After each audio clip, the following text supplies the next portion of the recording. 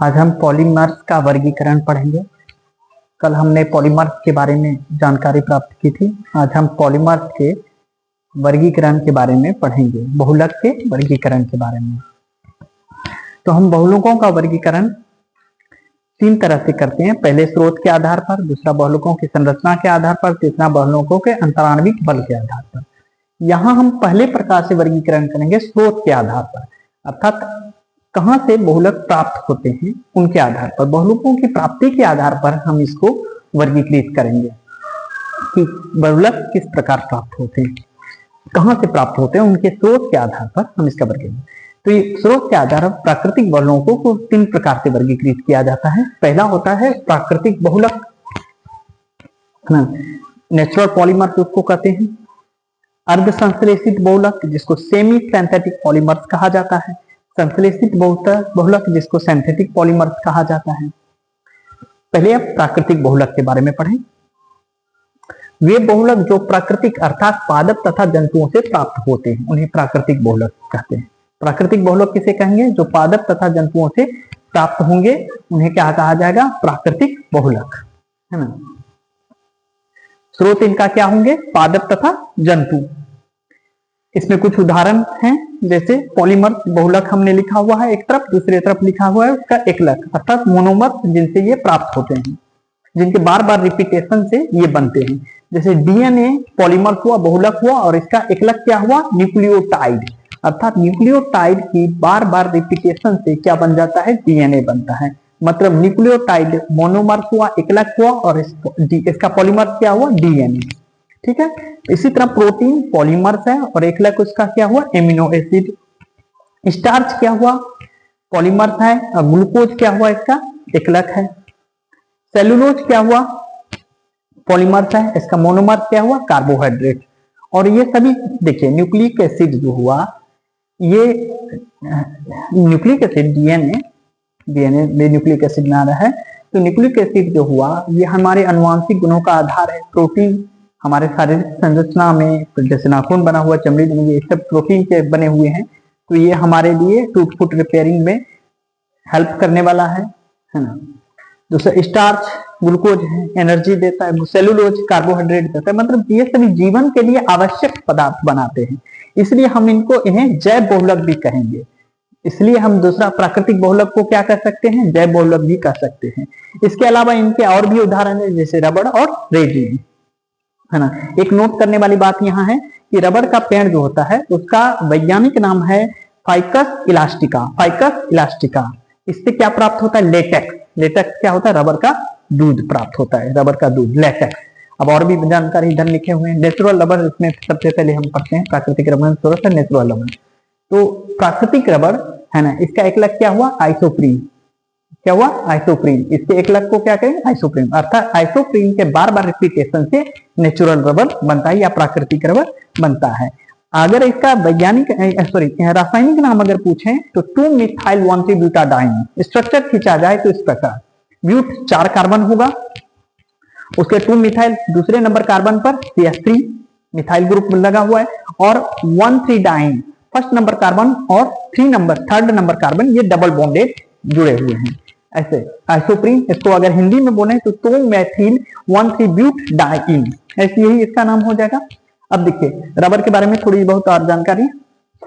Rubber, इसका वैज्ञानिक नाम है फाइकस, FICUS, फाइकस इलास्टिका, है ना। फाइकस इलास्टिका, है ना। नाम हिंदी में भी लिख दिया मैंने, फाइकस इलास्टिका।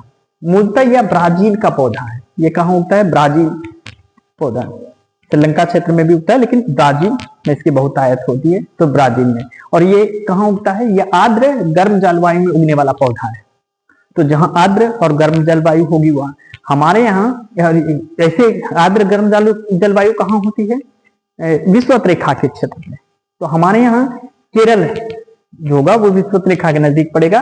तो केरल वाले क्षेत्र में एक जगह है कोट्टायम, वहां पर रबर रिसर्च इंडस्ट्री है ना। रबर रिसर्च इंडस्ट्री है जहां पर रबर पे रिसर्च होती है, उसकी क्वालिटी सुधारने पर विचार किया जाता है। तो ऐसे में वहां क्या हो रहा है? वहां GM रबर को जेनेटिकली मॉडिफाइड किया गया है ताकि वो ठंड सहन कर सके। और इसका ट्रायल कहाँ चल रहा है? असम में। इसका ट्रायल कहाँ चल रहा है? असम में, है ना। और हमारे यहाँ भारत में जो रबर के लिए एक इंडस्ट्री, रबर के लिए जो है एक संस्था बनाई गई है, उसका हिंदुस्तान लेटेक्स लिमिटेड, ये भारत की संस्था है, भारत सरकार इसको संचालित करती है, हिंदुस्तान लेटेक्स लिमिटेड। इतनी सी बात थोड़े से नोट कर लें, तब हम दूसरे रूम में जाते हैं।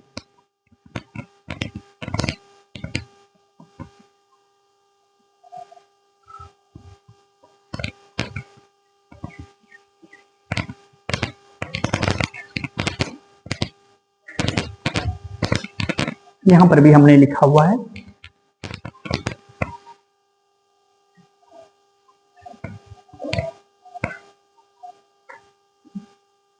थोड़ा सा एडजस्ट करते हैं।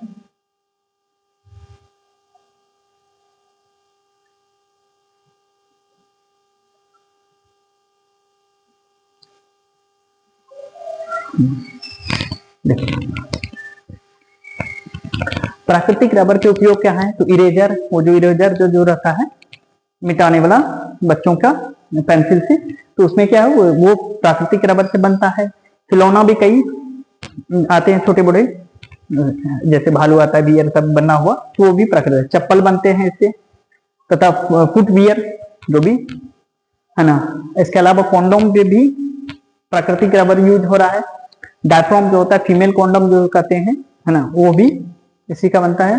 डोम, सिरा ऊपर वाला डोम, मतलब वहां एक तरह से का छतरी जैसा संरचना, तो फीमेल कॉन्डोम भी इसमें बनता है इससे, वो इसी प्राकृतिक रबर का होता है। प्राकृतिक रबर के पेड़ तो हेवेलिया ब्राजीलियंस ये नाम है, और ग्वायूज, ये सब प्राकृतिक रबर के पेड़ हैं। अब देखिए पॉलीमराइजेशन कल बताए थे आपको, बहुलीकरण क्या है। तो इसमें देखिए बहुलीकरण तो आपको बताए थे, एकलक के बार बार रिपीटेशन से बहुलक का बनना, ये बहुलीकरण कहलाता है। तो हमने आइसोप्रीन लिया है ना, आइसोप्रीन लिया है, इसमें 2 मिथाइल है ना, ब्यूट 1,3 डाइन हमने लिया है, आइसोप्रीन इसको कहते हैं। इसके N मॉलिक्यूल्स लिया और बहुलीकरण पॉलीमराइजेशन हुआ इसका, और ये प्राकृतिक रबर बना। प्राकृतिक रबर को हम पॉली आइसोप्रीन भी कहेंगे, क्यों कि आइसोप्रीन इसका एकलक है, इसके बार बार रिपीटेशन के कारण पॉली आइसोप्रीन बना है। मतलब मोनोमर क्या है? आइसोप्रीन, और इसके बार बार रिपीटेशन के बाद क्या बना? रिपीटेशन के बाद क्या बना? पॉली आइसोप्रीन, ये बहुलक हुआ पॉली आइसोप्रीन। मतलब प्राकृतिक रबर का ही दूसरा नाम है पॉली आइसोप्रीन, है ना। अब देखिए प्राकृतिक रबर मुलायम होता है, अर्थात इसे आकार देने में प्रॉब्लम होती है, तो इसे आकार देने के लिए इसमें सल्फर मिला देते हैं। पहले क्या होता था, प्राकृतिक रबर से जब हम यूज करते थे, तो अगर मान लीजिए उसका टायर बना दिए, तो कुछ ही दूर चलने के बाद वो टायर खराब हो जाता है।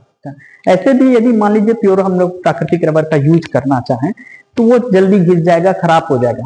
तो वैज्ञानिक ये सोच रहे थे कि उसमें कुछ ऐसा मिला दिया जिससे उसे हार्डनेस आ जाए, टिकाऊ हो जाए। तो हम उसमें क्या करते हैं, सल्फर मिला के गर्म कर देते हैं। यह प्रक्रिया क्या कहलाती है? वल्कनाइजेशन कहलाता है, वल्कनीकरण कहलाता है। इस प्रकार जो बना हुआ है वल्कनीकृत रबर कहलाता है, वल्कनाइजेशन कहलाता है। रबर में कार्बन ब्लैक मिलाने पर इसकी कठोरता बढ़ जाती है, इसकी हार्डनेस बढ़ जाती है।